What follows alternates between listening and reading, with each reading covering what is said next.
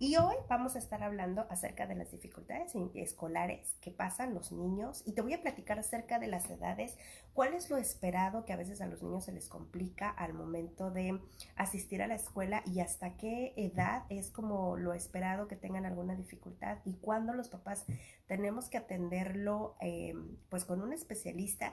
Y de algo bien curioso que me tocó este ciclo escolar de manera muy cercana, una escuela que pareciera que estaba como depurando niños porque hubo una reestructuración en la escuela y parece que estaba como depurando, o sea, como eliminando niños para quedarse con menos cantidad, y los niños que tenían algunas dificultades, pues era una manera como muy diplomática de decirles que se vayan o justificar el por qué se tenían que ir, que ahorita te lo voy a detallar.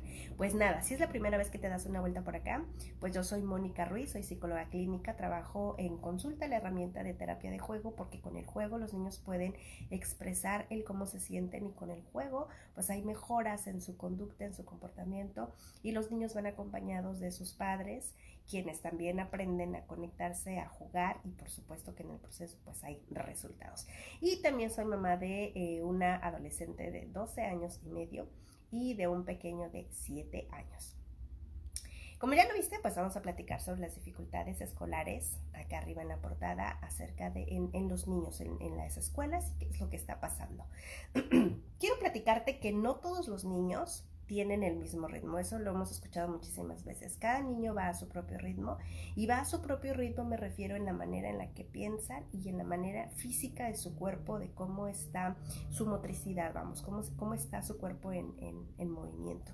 La verdad es que algunos puntos, porque hay muchísimas dificultades, hoy solamente me voy a enfocar como que en las que son, digamos, no quiero decir las más populares, pero de alguna manera las más constantes que se ven en los pequeños menores de 6 años, y que estas, yo te decía que son como que algo esperado dentro de los 0 a los 6 años, y digo los 0 porque, bueno, todavía a los 0 años pues todavía no se sabe si va a haber una dificultad de lenguaje. Pero, por ejemplo, cuando nacen los bebés se les hace el tamiz auditivo, y ya para entonces sabemos si va a haber alguna dificultad en la audición. Eso también hay que considerarlo. Pero que los niños cuando van a la escuela se van desarrollando, yo te decía, a su propio ritmo también, pero ya hay un momento donde los adultos nos damos cuenta, cuando los otros niños se van desarrollando, que ya van hablando, que ya van escribiendo, que ya tienen razonamiento matemático, etcétera, y que de repente vemos que nuestro pequeño se ve rezagado, y entonces es cuando tenemos que pedir ayuda o estar como enfocados, no enfocados, sino estar como monitoreando el desarrollo para ver si hay alguna situación, que de ahí es donde vemos que hay como cierto no desarrollo, yo te decía, y que quizá a lo mejor sus compañeros de clase ya van muy avanzados, y digo que mi hijo se está quedando como atorado para poderlo trabajar. ¿Ok? Ahora, estas dificultades que hoy te voy a mencionar son solamente dificultades. ¿A qué me refiero? Que puede ser alguna situación donde el niño requiera apoyo y que es algo temporal. Entonces, cuando yo lo llevo con un especialista, por ejemplo, si ahorita hablamos de dificultad matemática, entonces pues lo meto quizá a clases de refuerzo de matemáticas, y mi hijo va a lograrlo en cierto periodo. El especialista te lo va a decir en cuánto tiempo el niño logra alcanzar a sus compañeros o logra lo que se espera a su edad. Y esto no requiere de necesidades especiales. Necesidades especiales ya me refiero cuando ya es algo permanente y que hay una situación cerebral donde pues no está trabajando lo que se espera como cualquier otro niño, y que entonces esto sí requiere de un diagnóstico, y entonces habrá que atenderlo con un especialista. Y ahora sí, esto es permanente. ¿Qué quiere decir? Que el niño va a estar viviendo con este diagnóstico pues por el resto de su vida. ¿Ok? Hoy solamente me voy a referir a estas dificultades que son, insisto, son temporales, y que cuando nosotros las detectamos, los profesionales nos apoyan, pues el niño logra el objetivo de acuerdo a su edad, y pues claro que no se va a quedar atorado hablemos de lectura, en matemáticas, incluso en la parte social, etcétera. Así que vamos a empezar por alguna que me pareció como la más importante. No quiere decir que es como la más importante, pero es algo que pareciera que es muy sencillo, pero que de verdad los papás a veces lo dejamos como pasar, y que esto por supuesto se puede convertir en una dificultad dentro de la escuela de nuestro pequeño. Y una de estas es la falta de autonomía. Con la falta de autonomía me refiero a que son niños que, por ejemplo, ya llegados a los 3 años los niños ya pueden ponerse sus zapatos, o sea, ya hay un razonamiento de que el zapato va en el pie, y los niños con la motricidad que tienen a su edad, los niños ya tienen un intento de ponerse los zapatos, y hay un intento de ponerse la ropa, y sabemos que los niños lo pueden lograr porque a esta edad se ponen los zapatos al revés. De hecho, ¿cuántas veces hemos visto los videos de los bebés que intentan ponerse el zapato, que intentan ponerse el suéter? Por ejemplo, hace días me tocó ver era un bebé, yo le calculo menos de 1 año, que estaba sentado e insistía en ponerse su calcetín, y en esta insistencia pudo meter el calcetín en el pie y él lo celebraba. Entonces, imagínate si un bebé lo logra a esta edad, quiere decir que a los 3 años ya lo puede lograr. Yo te decía, aunque vaya con los zapatos al revés, aunque vaya el chaleco chueco, quizá al revés con la etiqueta por fuera, o de repente los botones aquí enfrente, o los botones pues uno arriba y el otro abajo, o sea, hay un interés. Esto de la falta de autonomía muchas veces sucede porque, los padres solemos ser muy sobreprotectores, y de acuerdo a nuestros miedos no les permitimos a los niños que ellos puedan funcionar y que ellos no puedan desarrollarse de manera adecuada, y esto los limita en la escuela. Y esto es algo que en consulta yo y otros profesionales que trabajamos con niños seguramente lo han de hacer. Ahorita te voy a dar algunas dificultades, te voy a dar un listado que tengo aquí en mi lista 8, que son, yo te decía, como que lo más común que vemos en las escuelas, y te voy a dar, por supuesto, soluciones para que lo puedas trabajar al final. Entonces, la falta de autonomía, yo te decía que es esta parte donde los padres no les ayudan, no ayudamos a los niños y les sobreprotegemos, que quiere decir que les resolvemos. En casa, un niño es muy cómodo porque está en su casa con sus padres y los padres les ayudan mucho, y más cuando tenemos un hijo único o son niños que crecen con muchos adultos. Entonces son niños que viven en esta comodidad donde los adultos les ayudan. ¿Y qué pasa en la escuela? Que los niños no pueden lograr mucho, y aquí es donde viene la dificultad en el niño en la escuela, donde está solo y no hay ningún adulto que le acompañe, porque en clase pues quizá a lo mejor haya una maestra, o si son muy pequeñitos quizá a lo mejor dos, porque hay una titular y hay una auxiliar, y entonces pues estos auxiliares están de un lado para otro. Si estamos hablando de grupos quizá a lo mejor que son de 20 niños, de 15 niños, hay grupos que son muy reducidos, quizá de 8 niños, pero hay escuelas, me ha tocado ir a observar escuelas donde hay hasta 30 o más niños en un área, en un salón. Entonces, aquí muchas veces los niños cuando llegan conmigo llegan por alguna situación de conducta o la parte emocional, y cuando reacomodamos y vemos como todo lo que está pasando en el contexto, me doy cuenta que los niños son niños que les ayudan mucho. De hecho, en consulta me han llegado niños con digamos que tienen apoyo en casa, o sea, hay quien les ayude a tender su cama, quien les cocine, quien los lleva a la escuela, incluso el jardinero, la chica que lo baña, etcétera. O sea, hay un todo, y aquí los niños, o sea, de verdad ya han llegado niños de 12 años donde no tienen idea, o sea, porque tan solo híjole, veo acá otra vez que la página se volvió a salir, deme un minutito para que se cargue, listo.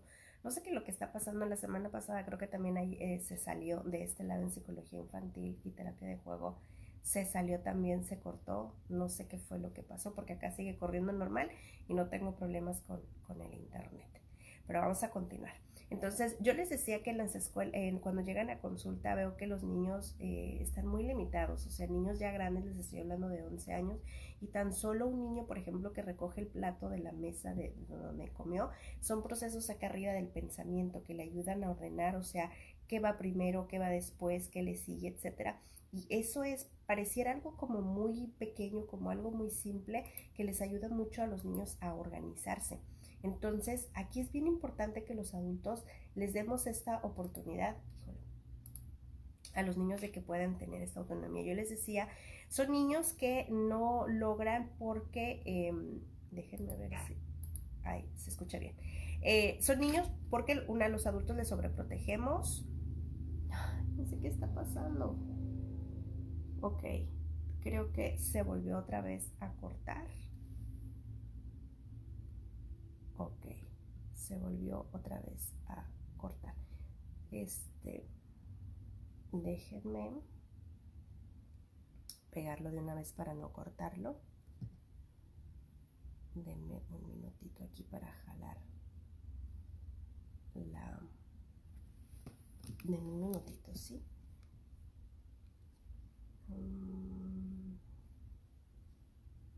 No sé qué es lo que está pasando, pero lo voy a jalar. Listo. No sé qué fue lo que pasó. Ok, me voy a quitar entonces este micrófono porque no está funcionando. Y me voy a poner el otro esperando que se escuche mucho mejor. Listo, ahora sí. Ok, así que solamente nos estamos viendo por Psicología Infantil Tijuana y por acá lo van a ver compartido. Entonces yo les decía que vamos a regresar otra vez de las dificultades escolares. La primera que me parece muy importante es justamente cuando los niños tienen una falta de autonomía, y una es porque los padres los sobreprotegemos. Dos, porque a veces los padres también en esta sobreprotección no les permitimos a los niños que puedan ir a la escuela, sino que lo vamos a como alargando para que los niños se queden más tiempo en casa. Y con esto de más tiempo en casa me refiero que, por ejemplo, aquí en México, los niños a partir de los 3 años ya pueden ir al kinder. Antes había, creo que había primero, segundo y tercero de kinder, y ahorita ya puede haber segundo y tercero. Quiere decir que los niños ya pueden ingresar, por ejemplo, a partir de los 3 que es en primero, a los 4 en segundo y a los 5 años en tercero de preescolar, y a los 6 años ya entran a la primaria. Y esto los padres lo han ido como postergando con la intención de que los niños se queden más tiempo en casa. La verdad es que los niños cuando van a preescolar, desde que están muy pequeños, justamente tienen estos aprendizajes que les ayuda a tener mayor autonomía, el poder socializar. Y con socializar me refiero a que los niños pueden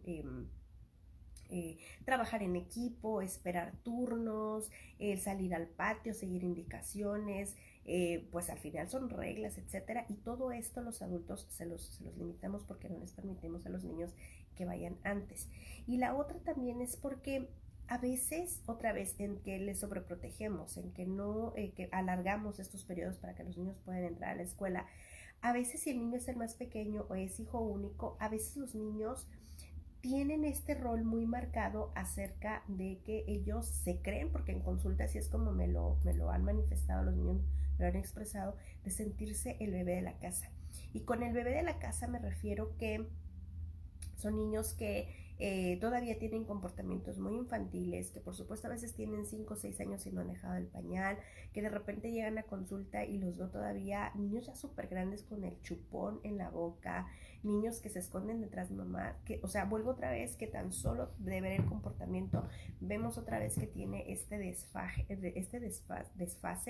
Y esto a veces no solo es de aprendizaje, sino también es madurativo. Entonces, otra vez, una de ellas que yo considero la más importante, y ojo, hay que considerarlo, mamás, porque a veces creemos que, de hecho el otro día yo platicaba con la directora de una escuela, y aquí hay un video que ya más adelante se los voy a compartir para que lo puedan complementar. A ella le preguntaban mucho cuándo es la edad adecuada para que los niños puedan ir a la escuela. Y la directora, ella pues es directora de un, en su momento el kinder fue un maternal, después se convirtió en kinder y ahora él pues abrió también ya primaria. Y ella decía, la edad en la que tú consideres que es lo más adecuado. Sí está muy bien, pueden ser niños que a lo mejor entren nada más hasta tercero de kinder y de ahí den el salto a la primaria, pero considera todo lo que un niño a lo mejor que entró desde los 4 se puede perder. Ahora, puedes llevarlo también a clases de natación, puedes llevarlo a clases también de arte, puedes incluso llevarlo a clases de estimulación temprana cuando son muy bebés. Y en estimulación temprana yo llevaba a mi hija, la mayor, íbamos una vez a 1 hora al día y la llevaba de lunes a sábado porque esas eran clases de estimulación temprana. Había también natación y había una clase de música también, que eran 2 veces a la semana. Entonces es toda una estimulación donde yo sacaba a mi bebé de casa para meterla en un ambiente diferente y que conviviera con otros bebés, aunque fuera no solo, porque a esa edad no socializan, pero salen a una dinámica diferente donde los niños se enfrentan a situaciones y los bebés aún en esa edad trabajan y resuelven. Entonces, a veces los niños otra vez no dejan este rol que los adultos les damos a los pequeños y que los seguimos reafirmando. Estas primeras palabras. juntando ay, perdón, me voy a quitar porque creo que al presionar estoy como dando indicaciones de hacer pausas y lo que quiero es que se escuche como mejor. Espero que no haya ningún problema en el audio. No me causa problema, pero ese veo que se me está resbalando y lo estoy presionando.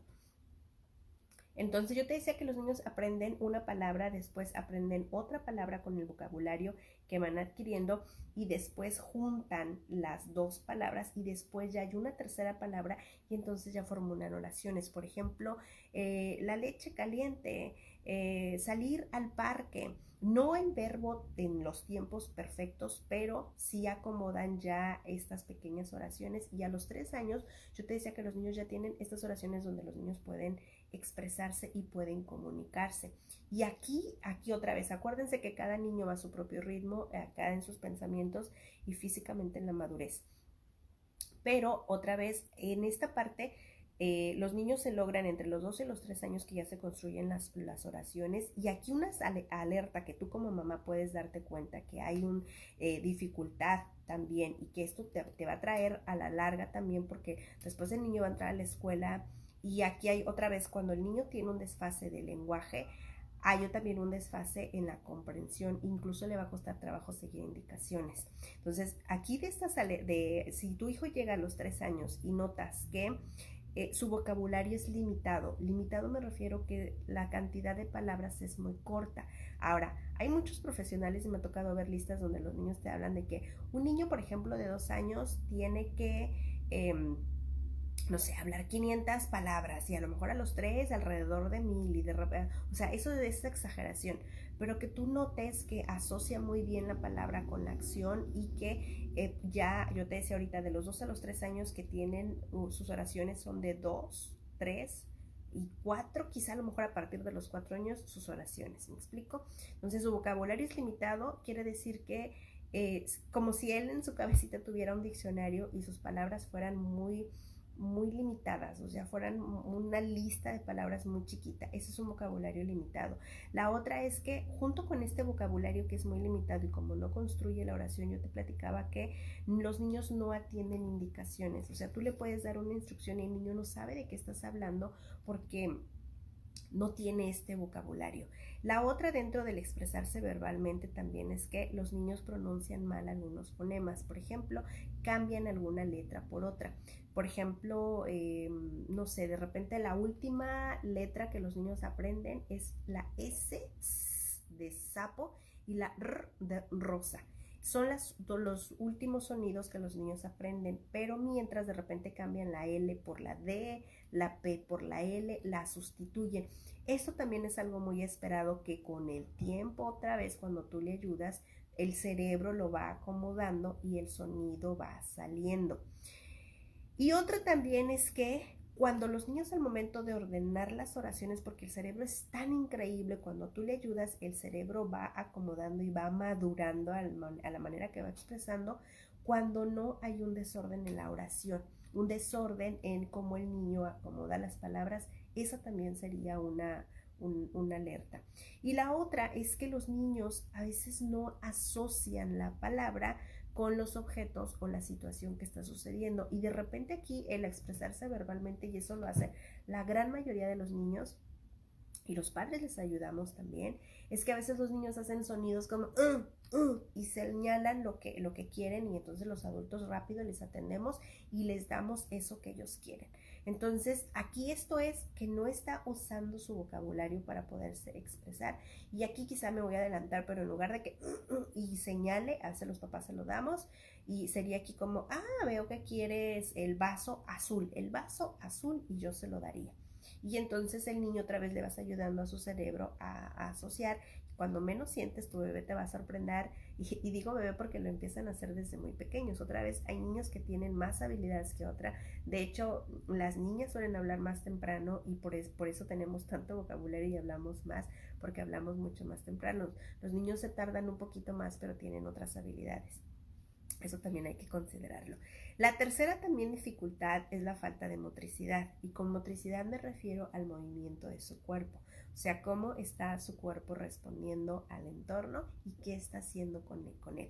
Yo hace muchos años trabajé en una escuela Montessori Y yo recuerdo que el método, las guías estaban muy al pendiente justamente de este desarrollo. Con motricidad me refiero a cosas bien simples, como patear una pelota, patear, o sea, con los pies, o sea, porque todo es parte de un proceso cerebral también de cómo manda las señales al cuerpo, pero también el niño que lo sabe resolver.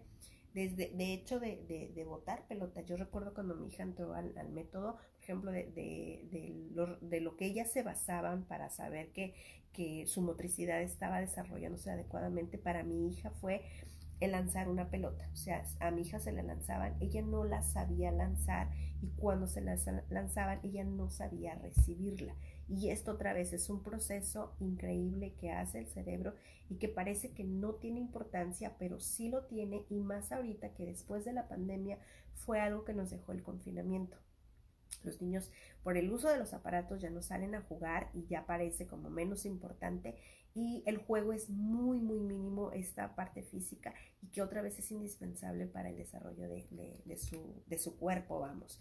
Entonces, imagínate que llega tu hijo a los 4 años, y que esa sería una enorme alerta, que tu hijo llegó a los 4 años y no puede saltar. Con saltar me refiero tal cual subirse un brincolín y brincar, o sea, de esta parte de que se inclinan las piernas y cómo se impulsa y vuelve a regresar. Es esto también, de hecho, el que los niños puedan saltar ayuda muchísimo a que los niños estén listos para poder ir al baño por todos los procesos que otra vez en el cuerpo hay, y que pues quizá a lo mejor también, ¿te acuerdas que ahorita te decía que los niños a veces ya están muy grandes, de 5 o 6 años, y todavía usan pañal para entrar a la escuela?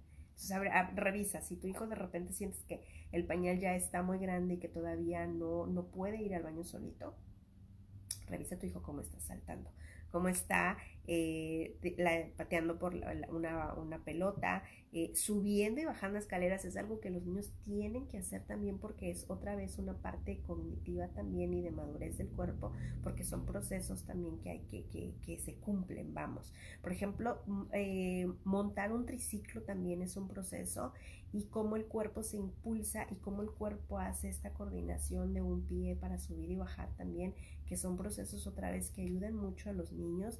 Y aquí les estoy hablando del cuerpo físico al momento de moverse, pero también vamos a hablar de la motricidad, por ejemplo, en las manitas.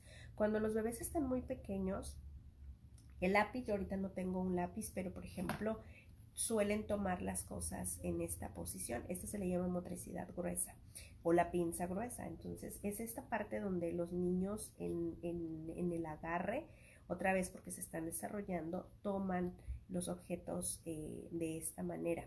La pinza fina se refiere a ya el uso de los dedos para poder ser más específicos, y que ya este es el siguiente nivel de la pinza de la motricidad gruesa. Y es esta parte como si agarráramos granitos de arroz, y que va a funcionar para el agarre del lápiz. Hay niños que lo hacen al revés. Y esto también otra vez ayuda a que haya un equilibrio, y que ambas pinzas se puedan desarrollar. Por ejemplo, mi hija, ella desarrolló primero y con mucho más, o sea, primero, por ejemplo, los granitos de arroz, los granitos de frijol, y después a ella le costaba más, por ejemplo, un juguete grueso tomarlo de esta mano. Ella era más cuidadosa de esto. Por ejemplo, yo recuerdo que la maestra se sorprendía, y era, ok, si desarrolló primero la motricidad fina, hay que ayudarle con la motricidad gruesa, porque otra vez es necesaria para otros procesos que vienen después. Esto también vamos a ayudarle, porque esto puede ser una dificultad en la escuela. Quizá a lo mejor también, si tu hijo tiene quizá a lo mejor lo de la letra que le está costando mucho, o que sientes que pues la letra ya está muy grande tu hijo y sigue teniendo patas de araña, diría mi mamá, o sea, donde la letra es ilegible, donde la junta mucho, etcétera, podría ayudar con estos ejercicios. De hecho, aquí, digo, otra vez me estoy adelantando para la motricidad, por ejemplo, el método Montessori, en lugar de hacer estos ejercicios que a nosotros solían hacernos en los cuadernos, donde hacemos estas bolitas seguidas, o estos arbolitos que de repente a mí me ponían a hacer planas, bueno, el método Montessori dice, para que tu hijo pueda ayudarse a desarrollar esta parte del músculo, para que pueda escribir mucho mejor, ayuda a lavar los trastes. Esa es una. Bolear zapatos como a la antigüita con la cera y el cepillito. Haz esto. Si revisas, es este ejercicio que hacemos el mismo que hacemos cuando hacemos los círculos en las planas. Bueno, lavar los trastes es este lavado. El cepillar en el piso, darle una pequeña área en el patio, etcétera, para cepillar.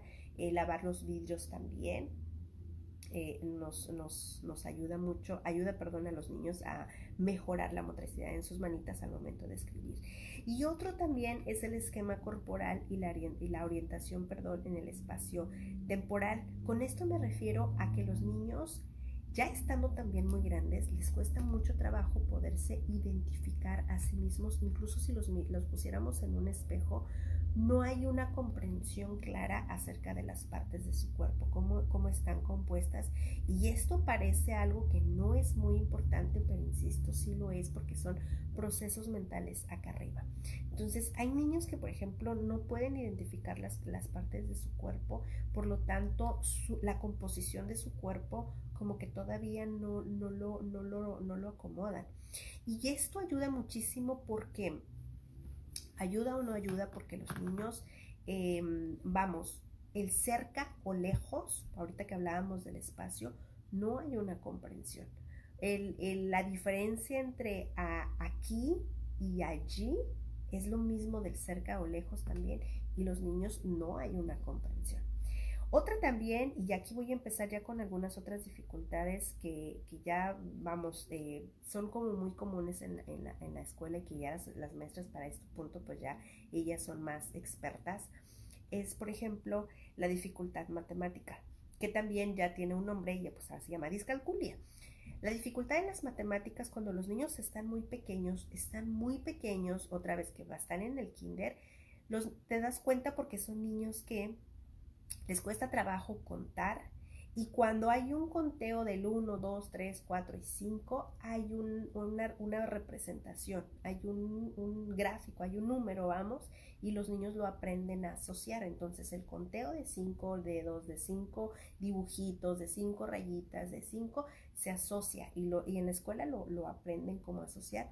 Bueno, los niños, hay un momento donde esto es una dificultad porque no asocian. Incluso les cuesta el conteo, y cuando los niños están muy pequeñitos que aprenden a contar, se saltan los números. Eso es lo esperado, pero otra vez, conforme van creciendo, el cerebro va acomodando el orden de los números, pero tú notas que ya sigue llegando a los 4 años y el niño no hay un orden, o hay números que se comen, o de repente ya hay un desorden. Esta podría ser una alerta. Y incluso a los niños pequeños les cuesta mucho, por ejemplo, si tú les pones en un cuaderno asociar números,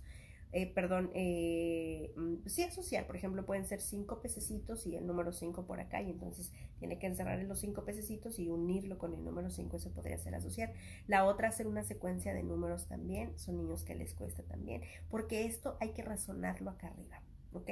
Cuando los niños ya van creciendo, esto también puede ser discalculia, por ejemplo, discalculia ya en los niños más grandes, y que lo que le llaman la dislexia numérica, porque empiezan a cambiar algunos números por otros. Entonces, esto otra vez empieza como algo muy pequeño, que es algo muy natural cuando el niño está aprendiendo. Conforme va creciendo, el cerebro lo va mejorando, pero ya después, cuando los niños ya están quizá a partir de segundo, tercero de primaria, ya es donde ya la discalculia, esta dificultad matemática, ya se quedó, y los niños tienen un desfase. Y para ellos, claro que es frustrante ver a sus compañeros cómo avanzan en los exámenes, en los ejercicios del día a día, y ellos se saben que ellos no pueden, porque ellos se dan cuenta que no pueden. Entonces, a veces los papás lo dejamos pasar pensando que es algo como muy normal, ¿ok? Y otra también es que, por ejemplo, la dislexia. La dislexia es una dificultad donde los niños cambian letras por otras, ¿ok? Pero también los niños empiezan desde muy pequeñitos, y esto es algo muy esperado y algo muy natural, que cuando los niños van escribiendo, por ejemplo, un 5, lo escriben al revés. De hecho, por ejemplo, yo con mi hijo, con mi hija mayor, yo no tuve tanto conflicto, no, o sea, yo vi que ella, su periodo fue como muy esperado a su edad, y después ya se corrige en su aprendizaje, pero a mi hijo le costó un poquito más, por ejemplo, él de repente tenía confusión con la P de papá y con la B de bueno y la D de dado. De repente ahí a la hora de escribir, cuando les hacían el dictado, pues sacaba tache porque él confundía la pancita para dónde iba. Entonces, de hecho, hubo una mamá que ya dijo, yo lo soluciono rápido, por ejemplo, es como la P es la que tiene pompas, por ejemplo, y para dónde van las pompas, y de repente no sé, la B para la pancita, ¿para dónde tiene la pancita? ¿Me explico? Incluso nosotros creo que hacíamos, por ejemplo, el dedo también como para asociar, ayudarle acá arriba, eso ayudó mucho a mi hijo. Cuando los niños están muy pequeños es esperado que volteen las letras. Yo recuerdo que yo volteaba mucho la Y y me acuerdo mucho que me ponían planas para que el cerebro acomodara. Y yo me acuerdo haber llenado una plana con la Y totalmente al revés. O sea, no hubo nadie que me acompañara a hacerla, yo la terminé y estaba totalmente al revés y yo tenía 5 años. A esto me refiero que es completamente normal, es algo muy esperado, pero otra vez cuando los niños están en la transición de primera, que es entre los 6 y los 7 años, ahí es donde el cerebro ya va acomodando por la constancia de cómo los niños ya están escribiendo y ya hay una lectura y el cerebro ya empieza a acomodar. Pero ya cuando el niño llega a segundo, ya se esperaría que ya no haya esta dislexia, que las letras ya estén escritas de manera adecuada y que ya no se estén cambiando las letras.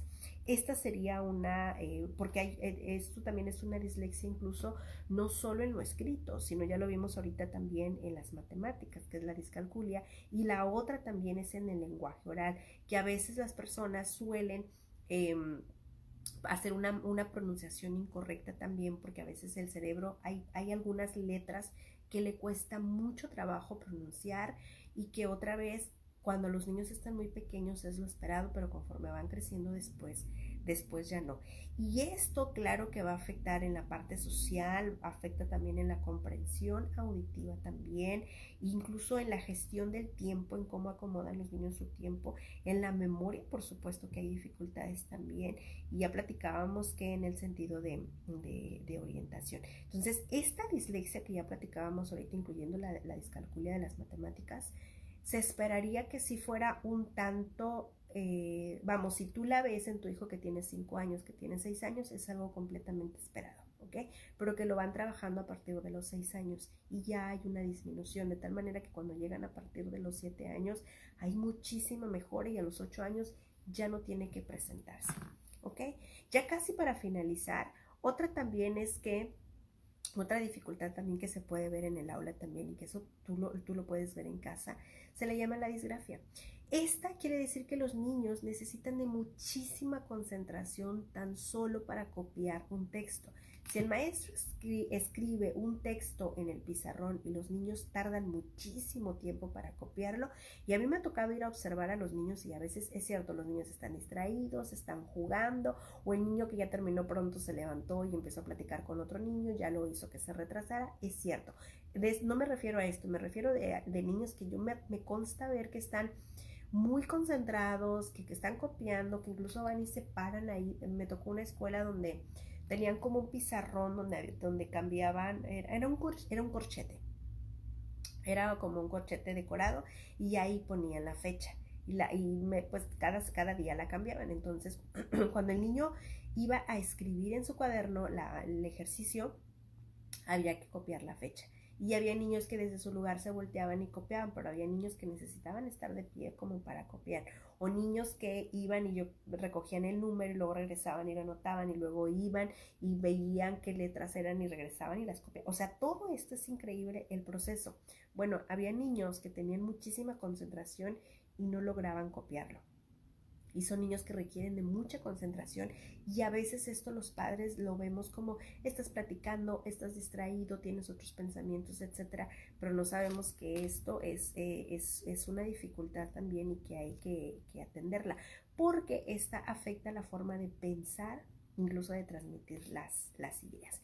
Y ya para finalizar de las dificultades escolares, no voy a dejar fuera cuando hay un diagnóstico. Por ejemplo, nada más para poner un ejemplo de TDAH o de autismo, que en consulta me han llegado casos donde de repente a veces llevan al niño por alguna situación de comportamiento y de repente yo no soy experta en autismo ni en TDAH, yo no hago diagnósticos, entonces es como que de repente, papá, aquí pudiera haber algo, incluso los papás al ver el desarrollo de su hijo versus el desarrollo de otros compañeros, notan que también pudiera haber algo, y ahí es cuando pues les refiero que vayan con otro experto a que vayan a realizar el diagnóstico, y claro que ha sucedido en la consulta, donde hacen una pausa para trabajar conmigo la parte conductual y entonces ya se van para allá con el experto y allá pues les dicen qué es lo que hay que hacer. Entonces a veces la dificultad en la escuela, no solamente yo te platicaba lo que ya te decía, la falta de autonomía, el expresarse verbalmente, la motricidad, el esquema corporal de cómo se perciben a sí mismo,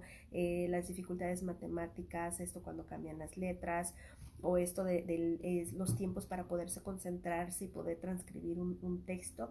También viene la parte de la conducta también. Y esto de la parte de conducta, aquí, pues ahora sí yo te puedo decir que sí te puedo ayudar en casa, como habrá muchos otros profesionales, porque a veces este comportamiento de conducta hace que el niño no pueda permanecer sentado, que no pueda lograr indicaciones, que le cueste socializar, etcétera, y que la escuela sea pues un caos para él y un caos para la familia. Ahora, ya para cerrar, te voy a platicar de soluciones que tú puedes trabajar en casa, a manera de que si tú ya notaste que tu hijo tiene alguna dificultad en la escuela y que no le habías como prestado quizá mucha atención, y que el día de hoy hagas un checklist, cuáles son sus áreas de oportunidad, ahora qué es lo que puedes hacer. Yo te diría, hablando de los papás que de repente sobreprotegemos a los niños o que siguen estando en el rol de niños pequeños y que les resolvemos mucho a ellos, o que no han ido al kinder, papá empieza a trabajar las responsabilidades en casa. En consulta, no me dejarán mentir quienes trabajan conmigo en consulta, trabajamos las responsabilidades sí o sí, desde el primer día que los padres van a consulta, cuando los niños van a consulta por primera vez conmigo, muchos de los padres ya empezaron a trabajar y los niños ya tienen responsabilidades en casa de acuerdo a la edad de tu hijo. No quiere decir que un niño de 3 años, pues quizá a lo mejor lo voy a poner a atender una cama, que muchos niños lo logran como ellos pueden, pero pueden empezar con algo mucho más pequeño. Y para esto te voy a dejar de tarea que te metas a Pinterest y que le pongas método Montessori en casa. Y te van a salir muchísimas actividades donde tú te puedes guiar. Y la otra, que en el Google le pongas guía Portage. El método Montessori, como trabaja, por ejemplo, yo trabajé en un kinder y para maternal y kinder se basan mucho en la guía Portage para ver el desarrollo del niño. En la guía Portage viene literalmente lo que un niño debe hacer de los 2 a los 3 y viene una lista de actividades que lo que se espera que un niño haga. Incluso viene una columna que dice si lo está trabajando, si ya o donde hay un desfase o si ya lo logró. Vienen 3 columnas y ahí tú puedes poner palomita. Y luego viene de los 3 a los 4, de los 4 a los 5 y de los 5 a los 6. Es la edad que abarca la guía Portage. Entonces, por ejemplo, si tú tienes un niño de 2, pues empieza a hacerle el checklist de las actividades que tu hijo logra. Si sientes que a lo mejor ya le faltan 2, 3 meses para los 3 años, empieza a trabajar lo que le hace falta de los 2 años, porque lo va a necesitar para la siguiente etapa de los 3 a los 4, porque otra vez es acá arriba en los pensamientos y en la madurez de su cuerpo físico. Entonces, en esa guía Portage vienen responsabilidades, y con responsabilidades estoy hablando de que, por ejemplo, ya puede empezar a ponerse sus zapatitos solo como él pueda. No estoy diciendo que no lo ayudes, claro, ayúdale, guíale, enséñale cómo hacerlo, pero que tu hijo lo pueda lograr. De hecho, a los 2 años los niños están en una etapa bien bonita donde ellos suelen decir yo puedo, todo el tiempo, yo puedo, yo solo. Ellos lo quieren hacer, pero esto te lo verbalizan cuando ellos ya lo observaron, lo estuvieron practicando, y acuérdate que son exploradores naturales, que quiere decir que ellos resuelven, o sea, curiosean, tocan, experimentan, y entonces estos son métodos científicos. Los niños son exploradores y son científicos por naturaleza. El darles responsabilidades donde nosotros les ayudamos y que ellos incluso pueden mejorar, porque aquí en consulta hay muchos papás, incluso ya de niños grandes, que han dicho, Mónica, es que mi hijo es muy desafiante porque yo le digo que haga esta actividad y que la haga de tal manera como yo se la he pedido, pero mi hijo me dice, no, no, no, no, yo encontré otra manera y es mucho mejor, pero no, yo quiero que la haga como yo quiero, ok, mamá, y te has dado la oportunidad de revisar si esto que tu hijo te está enseñando tiene resultados. A lo mejor se ahorró muchos procesos, a lo mejor, o sea, sí, pero date la oportunidad, porque eso es una naturaleza del pequeño, ¿ok? Entonces, dale responsabilidades a tu hijo a la edad que tiene, guíate, te decía de la guía Portage, y en el método Montessori vas a encontrar muchísimas actividades que son de la vida diaria, que según María Montessori, los niños pueden lograr y de verdad que lo logran, o sea, desde ponerse los zapatos, abotonarse, incluso en las escuelas Montessori sabemos que los niños van y siembran y cuidan sus plantas y después las cosechan y después las ponen en la cocina, las lavan y se las preparan en una ensalada, por ejemplo. Yo tengo de mi hija la mayor cuando estaba en el método Montessori, que ella como a los 4 años aprendió a coser botones, o sea, pegar el botón en la tela, y tengo bordados que me gusta mucho. En la oficina tengo como 4 o 5, y aquí en la casa porque te los dan como montados como en un portarretrato, el bordado de la figura, y es esta parte de la concentración y de esta motricidad y de estas responsabilidades que los niños pueden lograr. Para que tu hijo mejore en cuanto a su lenguaje y al vocabulario que platicábamos que pudiera estar como muy limitado, lee cuentos. Yo recomiendo, y se los he platicado aquí en los videos y en consulta, yo les recomiendo leer cuentos todo el tiempo. De hecho, en consulta, parte de la terapia de juego es leer cuentos. Los niños en los cuentos se pueden resolver muchísimas situaciones. El cuento te da una solución, pero el niño puede generar otras soluciones más. Y es una manera en la que el niño se encuentra a sí mismo y puede trabajar muchos temas en consulta. Bueno, el leer, aunque tu hijo no sepa leer, de hecho me ha tocado ver videos donde los niños abren un libro y empiezan y ellos están leyendo, o sea, en su alcance ellos están leyendo. Bueno, ahí ya estás empezando. El leer al niño es ayudarle a poner palabras en su vocabulario, que quizá a lo mejor ahorita no entiende, pero acuérdate, después lo va a asociar y eso lo va a tomar para su vocabulario también, y lo va a enriquecer mucho más al modo de acomodar oraciones también, y que esto claro que le va a ayudar a tu hijo para poder expresarse, ¿ok? Y en esto del lenguaje también ayuda a tu hijo a que por favor, y eso lo solemos, hacer mucho los mexicanos, a decir las palabras en diminutivo. O sea, el gatito, el perrito, o incluso hablarles chiqueado, como decimos en México, mimado. O sea, cambiar las palabras y en lugar de decirle el perro, decimos, mira, ahí viene el guau guau. No se llama guau guau. O sea, quizá ese es el sonido como hace un perro, pero ahí viene el perro. Y a veces incluso les hablamos cuendo decimos mimades, ay, ¿dónde está mi bebé chiquito? A ver, ¿dónde está? Esto al cerebro de un niño o sea, lo pone confuso y no ayuda para nada a su lenguaje. O sea, papás, no lo hagan. Yo sé que es muy tentador, que los niños dan mucha ternura, pero le vas a ayudar mucho si le hablas al ritmo como yo te estoy hablando ahora. Incluso me ha tocado ver adultos que también les hablan al bebé como sopa, sopa. A manera de hacerlo lento y que el cerebro alcance las palabras, tampoco ayuda mucho. Quizá a lo mejor cuando está tu hijo escribiendo, sí dilo un poco más despacio para que tu hijo asocie los sonidos y que los vaya acomodando. Pero cuando tu hijo está empezando a hablar, no le hables ni en diminutivo, no le hables mimado, no distorsiones el lenguaje, no lo alentes también así. O sea, sopa tal cual, porque el cerebro de un niño es increíble. Tan increíble que si tú le enseñas idiomas cuando están muy pequeños, tú ayúdale a poner los idiomas en su cerebro, poniéndole, por ejemplo, aquí en la frontera donde yo estoy en Tijuana, es muy común el inglés, la televisión en inglés. O sea, tú pónsela en inglés, que el cerebro se encargará de almacenar la información, y cuando llegue el momento del lenguaje, el niño tendrá esta comprensión en inglés y en español, pero los adultos tenemos que ayudar. ¿Ok? Y también para el lenguaje, por favor, papá, ayuda a corregir el lenguaje. O sea, corregir me refiero que si tu hijo, ya platicábamos ahorita que de repente los niños suelen cambiar en esta dislexia las letras, también incluso para verbalizar cuando cambian la P por la L, etcétera. Ayúdale a corregir. O sea, si él dijo, no sé, ahorita no se me viene ninguna, por ejemplo, perro. Yo sé otra vez que acuérdate que la R y la Z es de los últimos sonidos que el niño logra pronunciar. Entonces a lo mejor te va a decir pelo en lugar de decirte perro. Ahí corrige. Oh, sí, ahí viene el perro. ¿Ok? Otra vez, su cerebro va a madurar y lo va a lograr, pero si tú le sigues insistiendo el pelo, el cerebro se va a seguir quedando con esa pronunciación.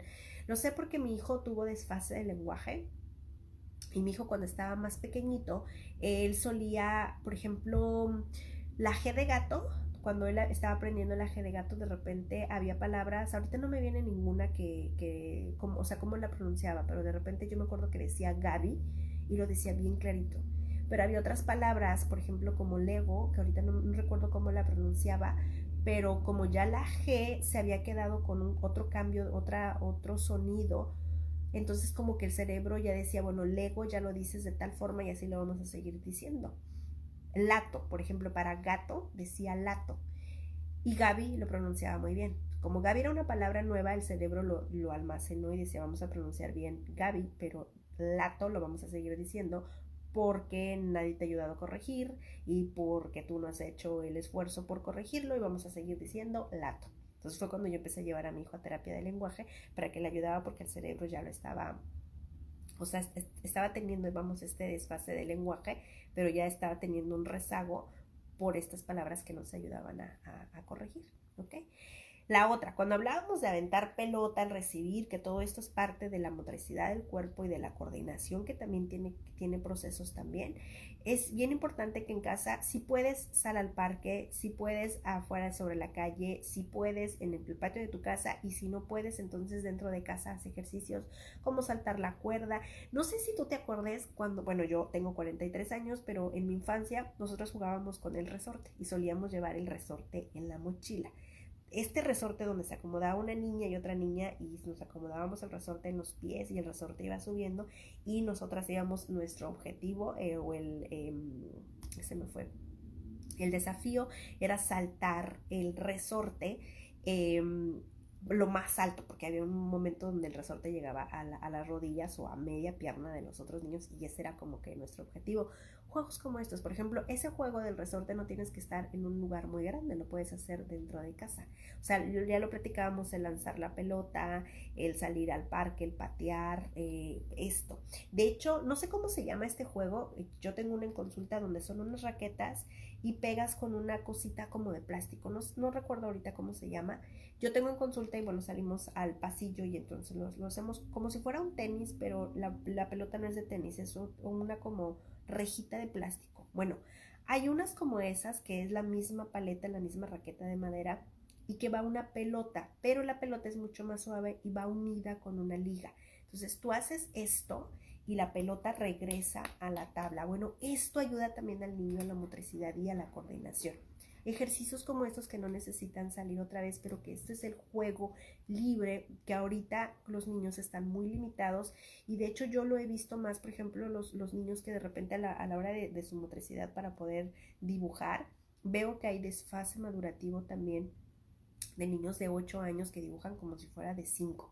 Y esto es otra vez por cómo otra vez ven tanto tiempo el aparato o están muy acomodados en la televisión, que la televisión, a veces el otro día una mamá me decía, no estoy de acuerdo, Mónica, cuando dicen que la televisión, los niños no deberían de ver la televisión, porque la televisión se ayuda mucho al lenguaje. Mi hijo aprendió muchísimas palabras. Sí, mamá, también puede aprender muchísimas palabras de la lectura. Lo que pasa es que cuando ven la televisión no hay una interacción, a diferencia de que cuando tú lees un cuento, el niño está acompañado y hay una conversación. La conversación es un mensaje que va y viene. Hacemos este acompañamiento al niño cuando hay un libro, y cuando está la televisión sola con el niño no hay una interacción, no hay una conversación. Por lo tanto, el vocabulario sí son palabras que se aprenden porque probablemente la imagen lo dicen de manera muy repetitiva, pero yo te diría que vayamos más con televisiones apagadas y que los niños puedan tener este juego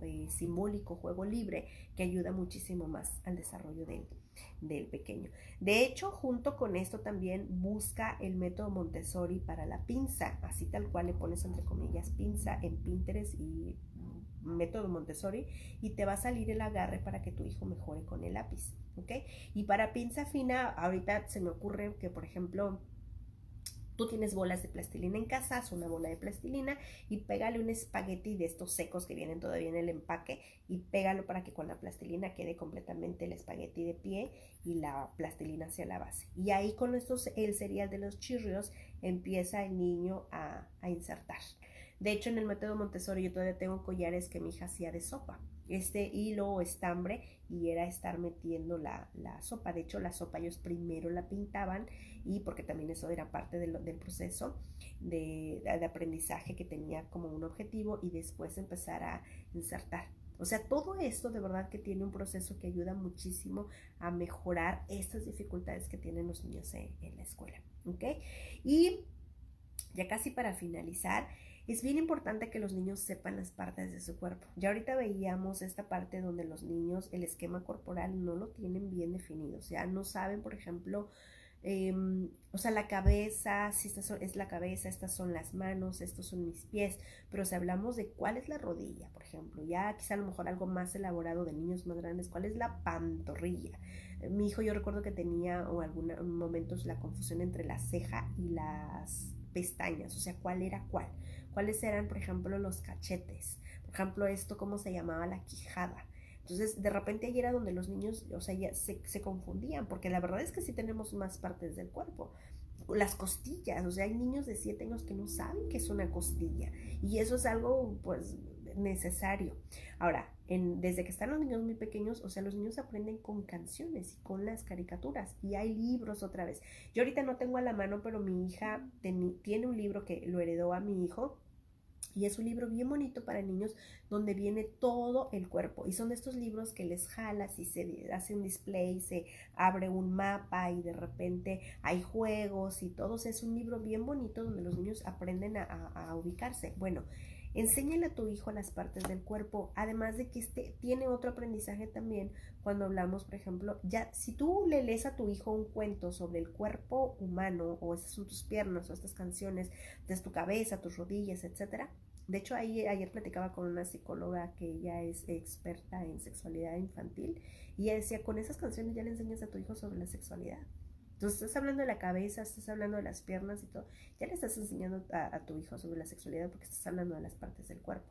Entonces ve el aprendizaje enorme que tiene. Y junto con esto de las canciones donde los niños puedan acomodar las partes de su cuerpo, preséntalo en un espejo y que él pueda verse reflejado en un espejo.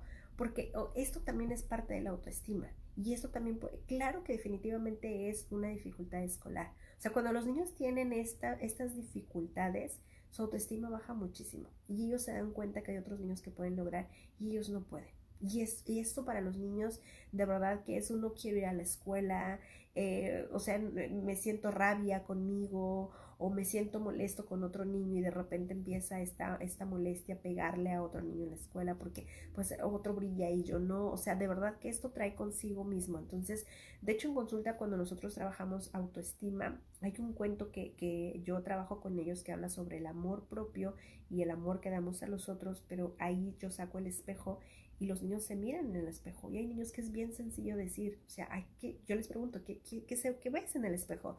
Y me dicen, ay, Mónica, es bien fácil, o sea, mira, yo me veo ahí y ¿cómo te ves? Ay, Mónica, pues obvio tengo ojos, obvio tengo cabello. Bueno, eso me habla de autoestima y me habla que el niño no tiene ningún conflicto para poderse proyectar y se reconoce a sí mismo. Pero hay niños que les cuesta muchísimo, que incluso se esconden y que cuando se ven al espejo, lo que ven no les gusta. Y esto es muy triste, ¿ok?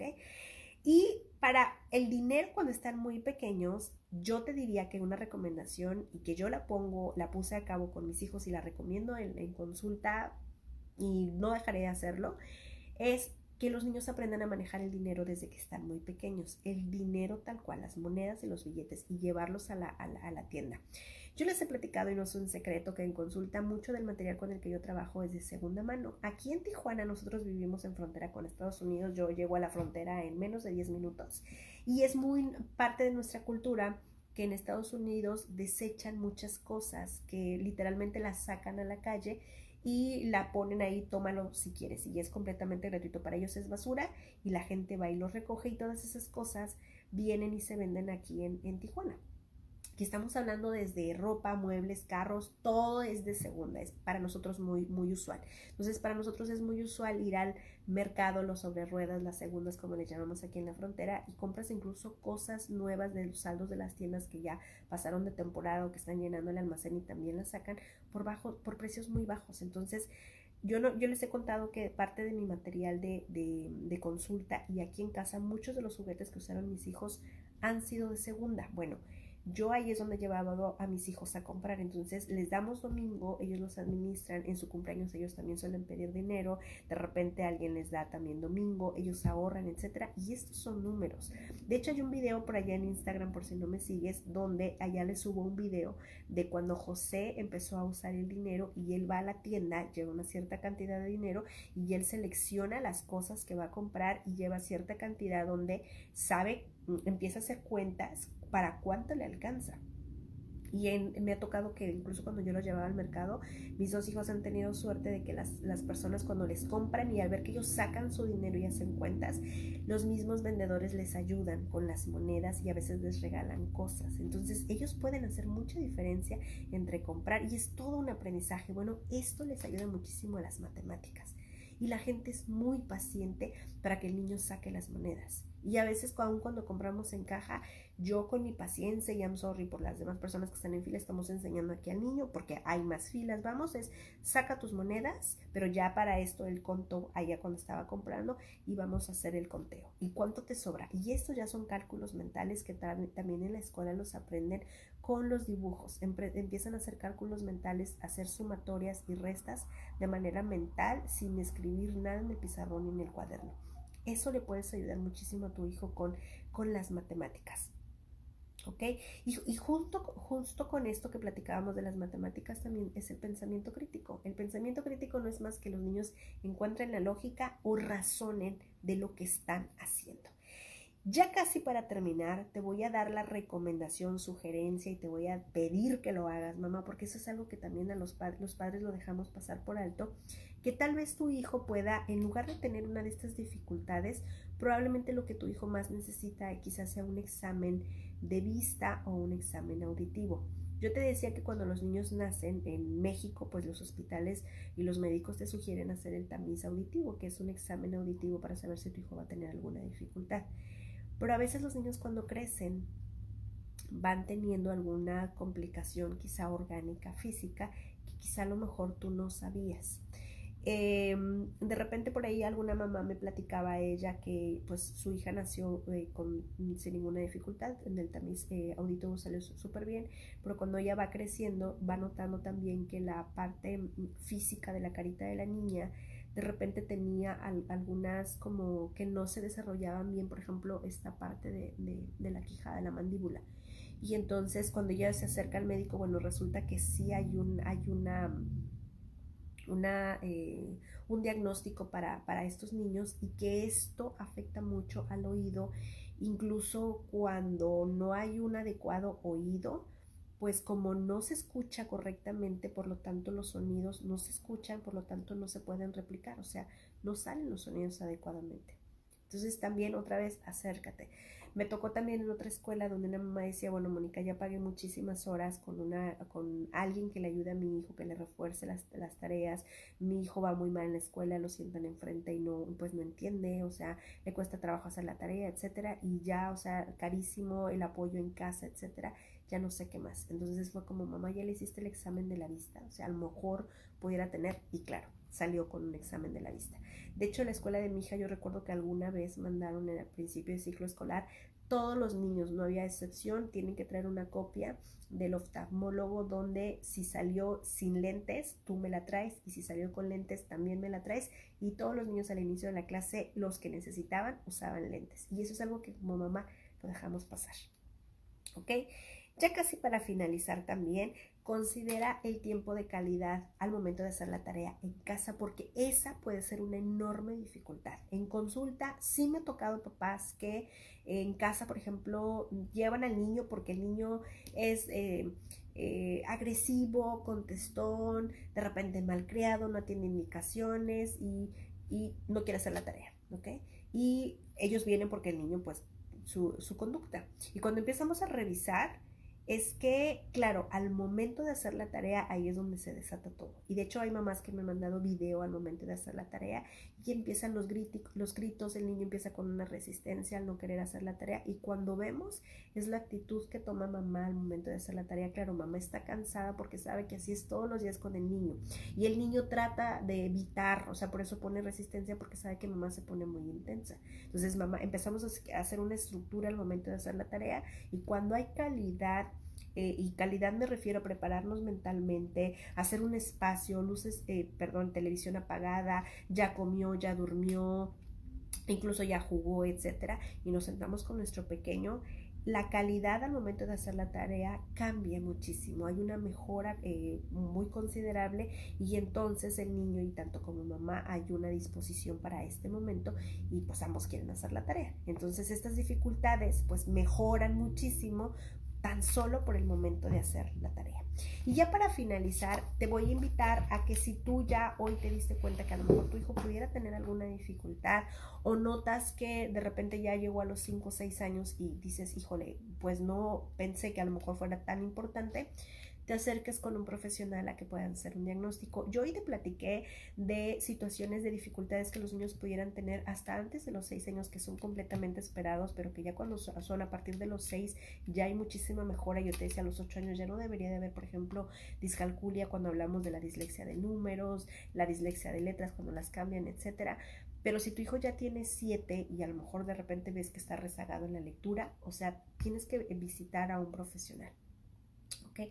Y aquí sería buscar a un experto en lenguaje, hablar, por ejemplo, buscar a un pedagogo. Los pedagogos hacen estas pruebas también, por ejemplo, y les ayudan a mejorar la lectura, mejorar la letra, etcétera. Te puedes ayudar muchísimo en Pinterest. Ahora ya hay muchísimos videos y muchísimo material del método Montessori que ayuda a los niños sí o sí a lograr sus mejoras. O acércate con un profesional también, por ejemplo, cuando ya hay un diagnóstico también, porque esto ya es otro tema también cuando hablamos de sus propias dificultades, porque ya son particularidades, pues ahora sí que de cada niño, que hay niños incluso que necesitan sombra para que se puedan apoyar de clases y que puedan lograr sus objetivos dentro del aula y que puedan, pues claro, desarrollarse de manera adecuada.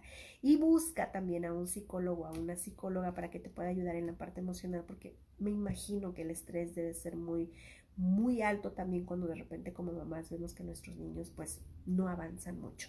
Aquí en consulta me tocó una mamá alguna vez que su chiquito pues resulta que estaba en primaria y de repente el niño estaba súper bien y en el transcurso de primero porque le tocó creo que el último año en la pandemia, en tercero de preescolar le tocó en guardería, en la pandemia en línea. Entonces sabemos que muchos niños salieron con rezago de la pandemia, pero ya cuando entraron a clases presenciales, que el niño ya estaba en primero, pues los niños lograron al final del ciclo como que lo esperado como del programa académico. Cuando los niños pasan a segundo, el niño se da cuenta que tenía un rezago en la lectura y él empezó a darse cuenta que no estaba logrando lo que sus otros compañeros lograban en la lectura, en matemáticas, perdón, en la lectura.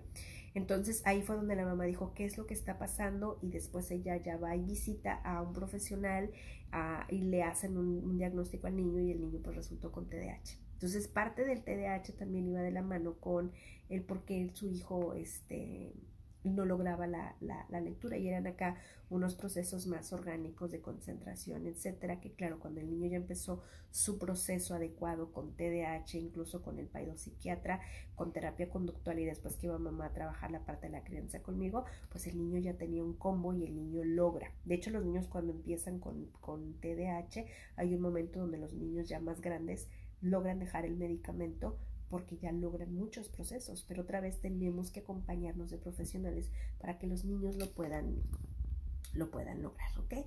Así que voy a estar leyendo sus mensajes. Dice Lin Yang, saludos. Pues bienvenido. Carla Sánchez dice, mi niño entra próximamente a primaria, ¿qué recomendación me da? Soy mamá primeriza y es hijo único.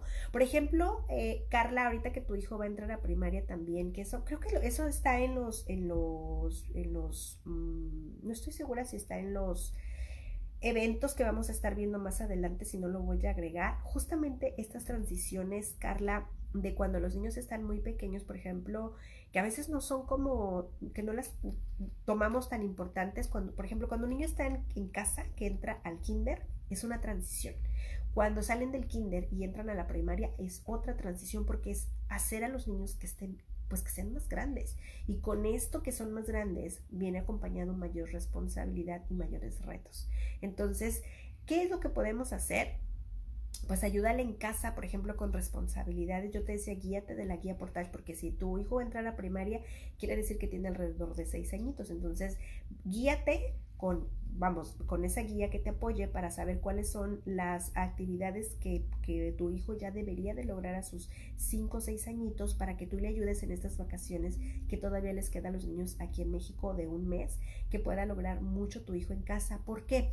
Porque tu hijo va a lograr mucho en casa, donde en casa es su zona segura con sus adultos seguros y va a resolver mucho porque claro que se van a presentar conflictos, va a haber situaciones, va a haber desafíos, retos, tu hijo va a llorar, frustraciones, etcétera, y se pueden mejorar y trabajar en casa porque cuando vaya a la escuela, mamá, tú no vas a estar allá para ayudarle.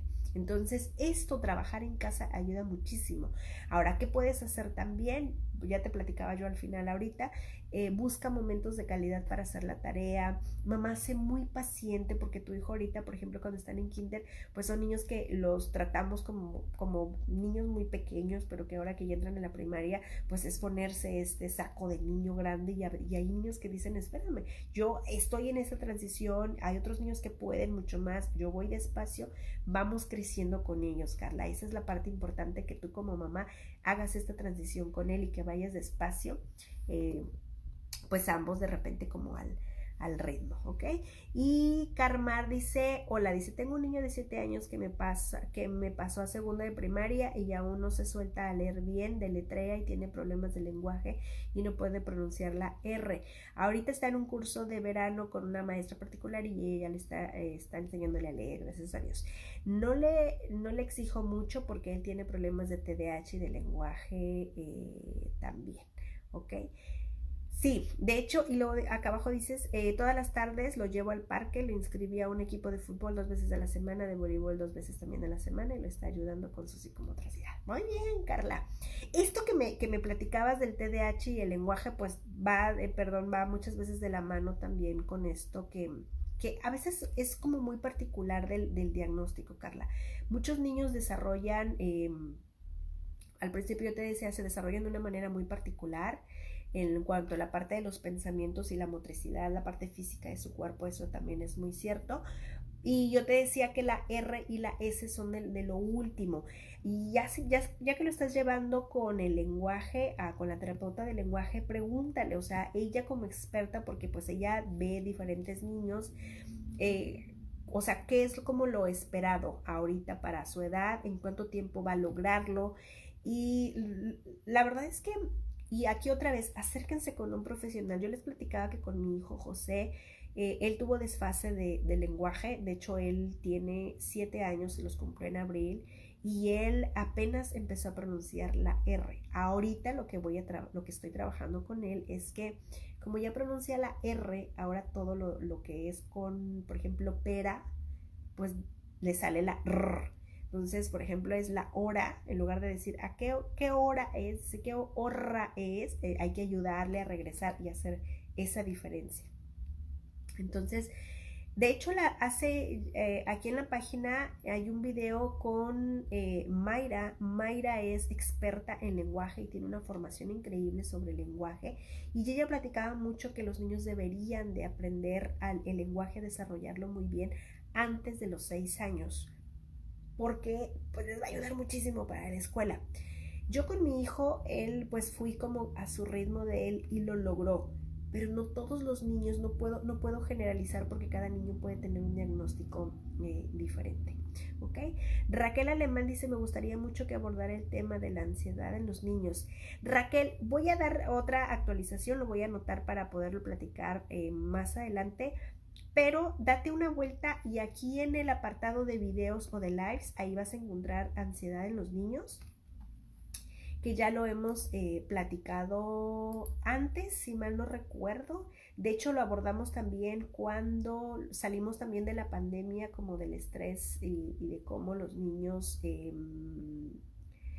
o sea, cómo les fue en esta parte del socializar y la parte emocional de los niños. Pero sí, si mal no recuerdo, ya lo hemos platicado. Lo voy a buscar y te lo voy te voy a etiquetar. Depresión y los niños también. Lo voy a buscar.